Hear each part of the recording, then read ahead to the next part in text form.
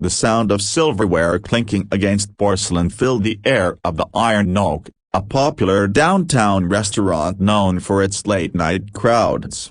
It was a Friday evening, and every table was full of businessmen laughing over whiskey, couples leaning close in candlelight, and families sharing meals after long weeks. At a small table tucked into the far corner sat Daniel Hayes, a widowed single father and retired Marine. He had the quiet presence of someone who'd seen more than most but spoke less than anyone.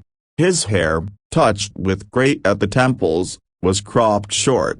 His posture was straight, not because he tried, but because 20 years of military discipline never left the body.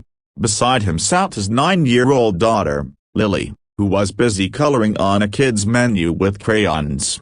For her, nights like this were everything. She had lost her mother 3 years ago, and Daniel made it his mission to give her at least one night a week where they ate out, laughed, and forgot about the world. It should have been just another quiet dinner, but everything changed when the front door swung open. 2 men strode in, dressed in black athletic jackets, their movements sharp and disciplined. The way they carried themselves caught Daniel's eye immediately. Straight backs, loose shoulders, predatory steps. Fighters. Trained. Their eyes scanned the room until they landed on a woman seated at a center table. She was elegant in a navy blue business suit, her hair tied back, her posture calm despite the chaos about to unfold. Her name was Vanessa Collier, CEO of one of the city's largest tech firms. Most people didn't recognize her, but Daniel did. She was the kind of woman who had built her empire from nothing, respected and feared in the corporate world. The 2 men moved straight to her table, their voices low but sharp. The restaurant's chatter dimmed. People pretended not to notice, but everyone was watching. "Miss Cole," one of them said, leaning too close, "you should have returned our calls. You know who we represent." She stiffened, but her voice was steady. "I told you. I don't negotiate with threats. This is harassment." The man smirked. "Number. This is a warning." The second man, bigger, broader, his knuckles scarred, blocked her from standing. "You leave tonight with us, or the deal you're protecting. It goes down in flames." The tension was suffocating. A couple of waiters froze near the bar, unsure what to do. A few men at nearby tables looked away, not wanting trouble. Nobody wanted to intervene, except one little girl. "Dad, you broken bar," Lily whispered, tugging on Daniel's sleeve. "They're scaring her." Daniel's jaw tightened. He wanted nothing more than to stay invisible, to keep his daughter's world safe and simple. But he had spent too many nights haunted by memories of men like Thassi, bullies, extortionists, predators who thrived on fear. He had sworn to his wife, before she passed, that he would always show Lily what true strength looked like. He rose slowly from his chair. At first, no one noticed. The crowd was focused on Vanessa and her unwelcome visitors. But then Daniel stepped closer, his presence commanding without a single word. His voice was calm, almost too calm, when it finally cut through the silence. "She asked you to leave." The taller man turned, eyes narrowing. He chuckled when he saw Daniela, just a guy in a plain shirt and jeans, holding a half-empty glass of water. "Sit back down, old man. This doesn't concern you." But then his eyes flicked lower. The sleeve of Daniel's shirt had ridden up as he set down the glass. Ink sprawled across his forearm, the unmistakable emblem of the Marine Raiders, an elite special operations unit. The man's smirk vanished. His partner's eyes widened. The room went dead quiet. Someone whispered from the bar, "Holy hell, a broken bar, he's recon." For the first time, the 2 black belts hesitated. They were dangerous, yes, but men like them trained for sport, for power.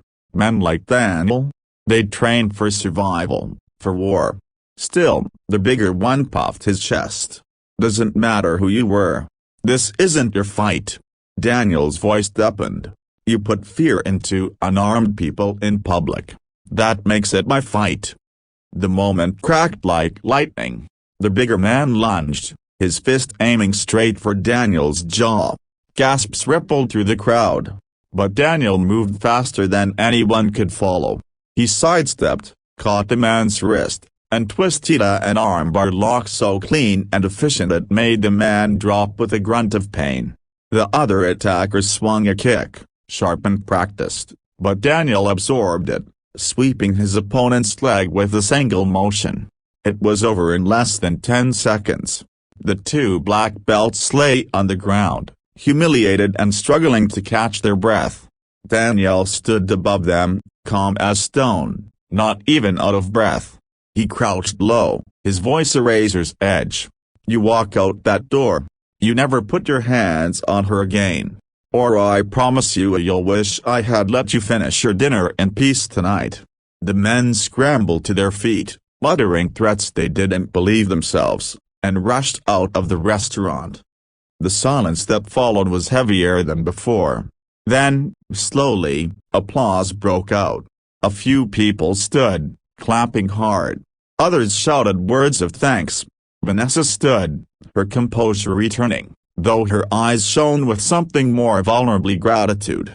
She stepped closer to Daniel. "You didn't have to do that," she said softly. "Yes, I did," Daniel replied. His gaze flicked to Lily, who beamed with pride at her father. "Sometimes people need to see that fear doesn't win."